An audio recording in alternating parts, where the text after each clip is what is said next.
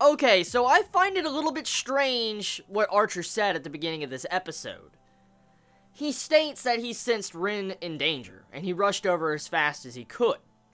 Now, if I remember last week's episode properly, didn't the overall barrier that was set up or whatever from the school, it caused it to where Rin could not communicate with Archer, and that would make it to where Archer couldn't sense what was happening to Rin? So, once again, my theory that I had last week, maybe Archer killing Ryder, could possibly be true. But anyways, moving past that point, this episode of Fate.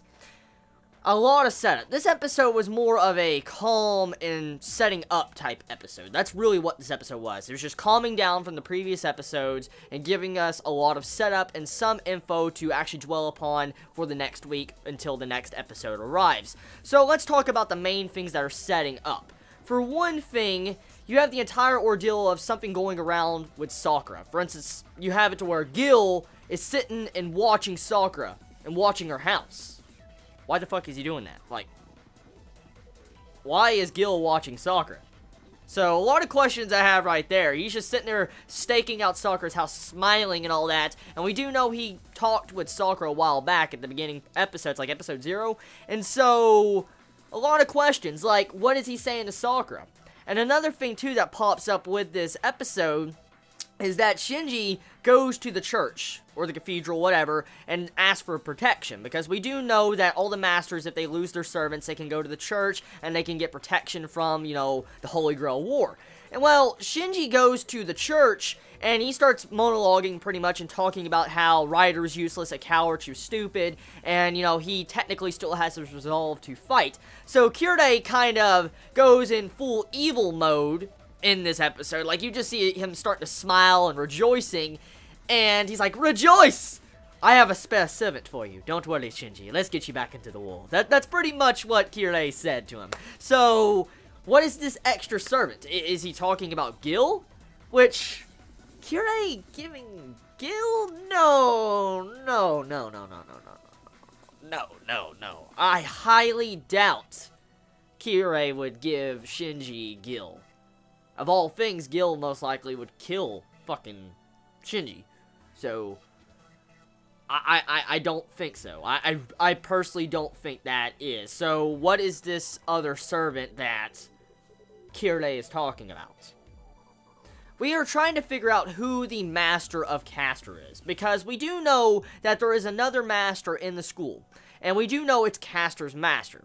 And as we found out multiple episodes back, it was supposedly theorized by Archer that maybe Castor's master is being controlled. Like, he might not even realize he is a master. He could be being brainwashed. He could have his memories being deleted. He could be a puppet for Castor. And so, this dude can be going to the school and not even realize that he's a master. So, you have it to where a lot of this episode, like half of this episode, is with Emiya trying to figure out who the master of Castor is. And it leads into Issei. And now, I'm just gonna say, I know a lot of people are just gonna be laughing in their seats when they see something like that. Like, wow, that shirt stripping scene, like, shit, damn. Just like, whoa.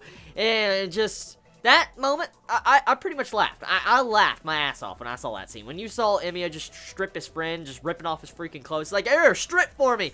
Like, if you had your friend walk up to you and say, like, "Strip for me," how would you feel about that? You probably wouldn't feel too comfortable. So, I mean, you gotta think about, you know, his friend's perspective of how he felt in this episode. So, yeah, I gotta laugh on that. That definitely got me a fucking laugh. I don't know if that was supposed to be for a comedy purpose or not, but it was pretty funny. Which, overall, I understand why Emiya did that. He was trying to figure out if, you know, they have any command seals on their body. Like, for instance, if Issei had any command seals. But this brings up a question, actually, I want to ask. Now, I don't know if it's possible or not, but is it possible to camouflage the command seals? Like, we do know this series is based on magic. There is magic. Look what fucking Castor did. So, is it possible someone can hide their command seals? Like, maybe Castor predicted this, because Castor is an intelligent person, as we can see. Maybe Castor predicted that maybe Rin and Emiya would try to hunt down her master at the school, and maybe Castor hid her master's command seals on his body. So maybe what Emiya did in this episode technically had no effect to Issei. Maybe Issei is still the master, but his command skills are covered. Like, he doesn't know they're even there. Which is a possibility, which I could be proven wrong, but like I said, I don't know if it's ever been proven or not if you can actually hide your command seals, so we'll have to find out if that's exactly true or not. But overall, the other things with this episode, you have clash of ideals. Now, with this episode, it makes me happy for a lot of different reasons.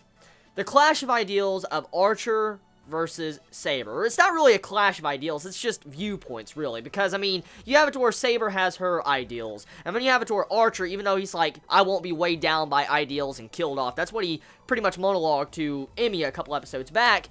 Technically, they still kind of have, like, an argument in this episode, and I like that argument. For instance, you have it to where Sabre gets very upset when Archer says that Ryder was a coward, like, it's just a straight-up fucking coward. That's what Archer says about Ryder. Sabre gets very defensive and says, like, you know, why would you say that, Archer? Ryder is protecting her master with her entire life, and protect her to the very end, and judging by the state of her body, she didn't even see it coming. She couldn't even protect her master completely. For instance, she didn't have the strength. So, from the overall dialogue, just Sabre was trying to defend the chivalry of Ryder, while Archer was like, she's a coward, she was weak, she was pitiful, and like, she just needs to get out of here, like, the weak ones just need to get out. That's pretty much what Archer said. And so you had it to where Sabre and Archer had a little bit of a dispute, and it reminded me a lot of the Fate Zero series. It reminded me a lot of Fate Zero. It really did. When I saw those two arguing, I'm like, that fucking reminds me of the Clash of Ideals when I saw Fate for the first time. Fate Zero. I was like, dude. Because that was pretty impressive. I just love that type of dialogue in series. Now, the other things with this episode, we have it to where we find out, like, a question that popped up. For instance, why do you want to be a hero of justice, Emiya? And this is a question that is still being brought up. And Emiya, still, I don't think he really has an answer. He really doesn't at the moment. Like, with this episode, you hear him, like, have an inner monologue. He's inner monologuing at the end of this episode, and the only reason, technically, why he wants to be a hero of justice, from what I understood from the dialogue, was because he wants to follow in Kuritsugu's footsteps. And he wants to kind of be like him. And we do know Kuritsugu and Emiya are very similar, but very different at the exact same time, the way their, you know, ideologies go, and their ideals, of what they want to accomplish, but they're still similar. And so, it's really an interesting question that popped up with this episode, like, why do you want to be a hero of justice, Emiya?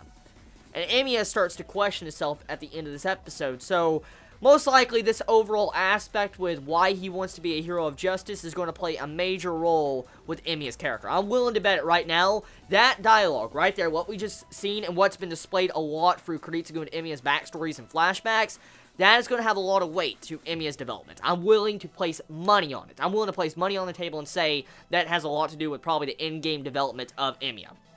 Now, overall, episode, animation, do I even need to talk about the animation? Seriously, like, seriously. I mean, animation, fuck. Like, last week's episode, this week's episode, so yeah, I don't think I need to talk about the animation, it's obvious enough. Music, oh, dude. I can never get enough of that music. The Fate music, I love it. I can never get enough of the greatness that is Fate's music, because it's just, it hypes me up. It's my type of music. I love it. I love the atmosphere of it, and it definitely suits the overall animation art style that the series perceives. So, overall, wonderful episode. Yeah, it was a very badass episode. A lot of setup, a lot of questions, like, who is this, you know, servant that Shinji is going to be getting? Is it really Gil, or is it someone else? And why is Gil watching Sakura? A lot of questions. Tell me your thoughts in the comments below. You all have a wonderful day or night wherever you live. Please be safe. Chibi out.